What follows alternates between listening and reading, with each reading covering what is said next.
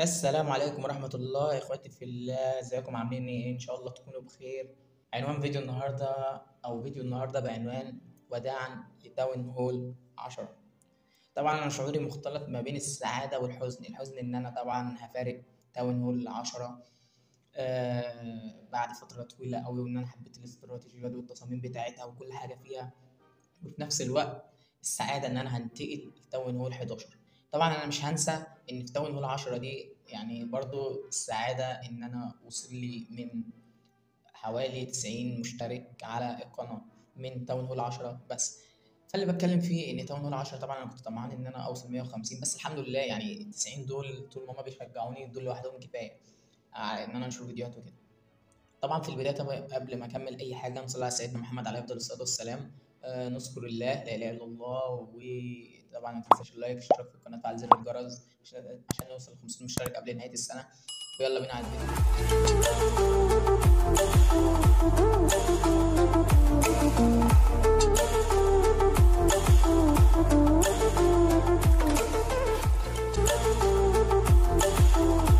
طيب فيديو النهارده بكل بساطة إن إحنا طبعا هننتقل زي ما أنت شايف. لو دخلنا هنا على الترقيات ورشة الصياغة فاضل لنا بس قاعة المدينة. بالنسبة للمعمل أنت شايف حاجة شغالة. أنا قلت مش هسيب داون هول 10 غير لما أخلص الملك والملكة بتوعي. السور طبعا كامل ماكس. الملك والملكة ليفل 40 كنت مقصر فيهم أنا قوي في داون هول 9. المعمل بس زي ما أنت شايف كل حاجة مترقية، دارك مش دارك، دارك والإكسير العادي كله مرقيه ما عدا فاضل لي آخر حاجة الغول.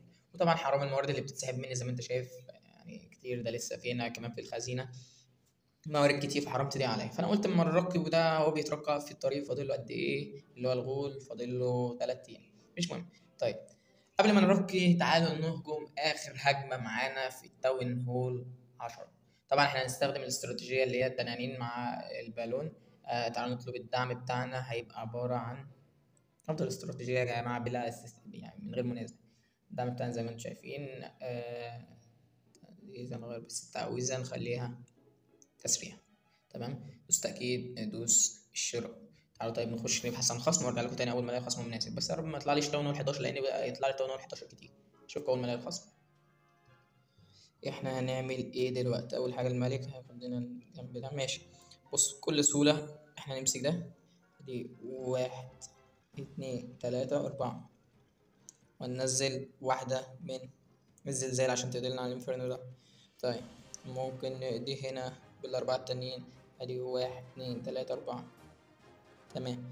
هننزل ادي الملك وادي الملكة. نزل قاذفة الجذوع من هنا كده بالظبط. تمام.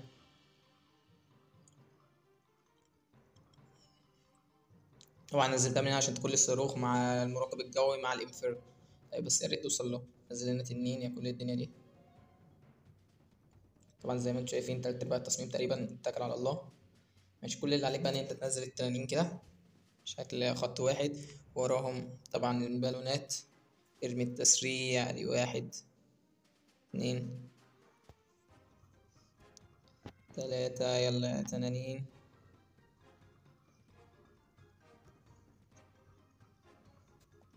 عن طاقتي الملك والملكة وأرواحه خالص. بس بص زي ما انت شايف كمية التنانين اللي معايا كمية عالمية يا جدعان.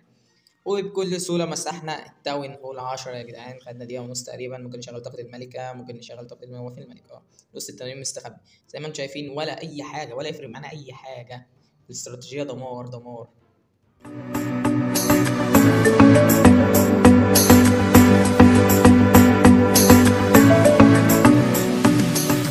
طيب دي كانت أول هجمة معانا طبعا. خدنا فيها موارد كويسة و16 كاس والنت بيعلق زي كل مرة. طيب الجيش بتاع الهجمة التانية يكمل. طيب كان نفسي أوي أخش وكل الموارد عندي فل، يعني ده فل أهو اللي هو الذهب والإكسير فل. كان نفسي الدارك فاضل له 12. على فكرة ممكن أخليه فل، بس طبعا بعد ما هجوم آخر هجمة. طبعا عشان نحضر طيب للترقية. أنا ب4 مليون. طيب خشينا على المتجر، ممكن نخش على الأوسمة أو متجر الدوري. نشتري مطرقة المباني طبعا عشان نربي بسرعة. آه ماشي. بقت معانا المطرقة طبعا نرق بيها، بس الأول لازم نهجم هجمة.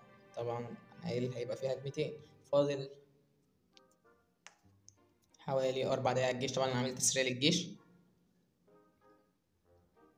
7 مش مهم، أنا مستعجل فعلا على التاون هول 11. طيب ندوس هنا بحث عن مطبقة، الاقي خصم وارجع لكم تاني. ايه نسينا ناخد الدعم، نرجع ناخد الدعم وبعد كده الاقي خصم وارجع لكم تاني.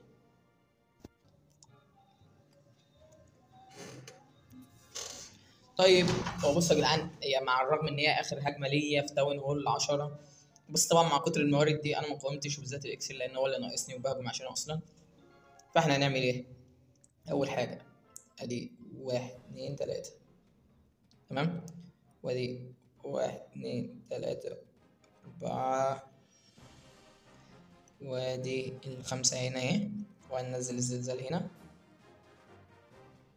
تمام.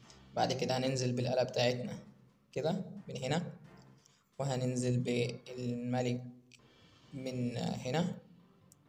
ها، عادي كده هننزل نضف لي هنا.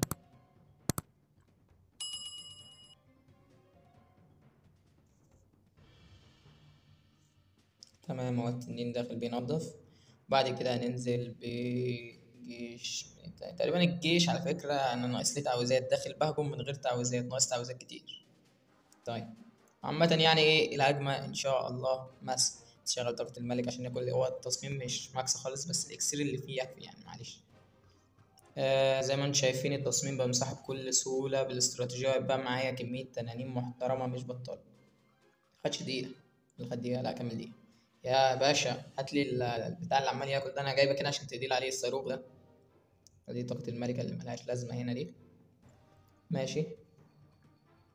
زي ما انتم شايفين يا شباب، ودي اخر هجمة لينا في تاون هول 10. تاون استمتعنا بيه مع بعض في التصاميم والاستراتيجيات والطريق الى الماكس وكل حاجه حلوه وكل الميموريز الحلوه اللي انت ممكن تشوفها. تاون ابتدينا فيه بحاجات بسيطه جدا وقدرنا في وقت قليل ان احنا نخلصه، بس استنينا طبعا على اساس ان احنا نخلص. طيب وها هنا حانت اللحظه المنتظره، طبعا لحظه الترقيه. طبعا عشان مستعجل مطرقه البناء تريد استخدام ومرحبا بالتاون هول 11. ارتفع مستوايا كمان. معلش خدنا سكريناية اهي. مش عايز ياخد سكرين ليه؟ خد سكرين. طيب زي ما انتم شايفين خدنا تلقيات التعزيزات التالية وكل حاجة بقت مفتوحة. ده نهاية فيديو النهاردة، واستنوا فيديو بقى عن سلسلة الطريق لماكس تاون هول 11. اشوفكم الفيديو الجاي، سلام.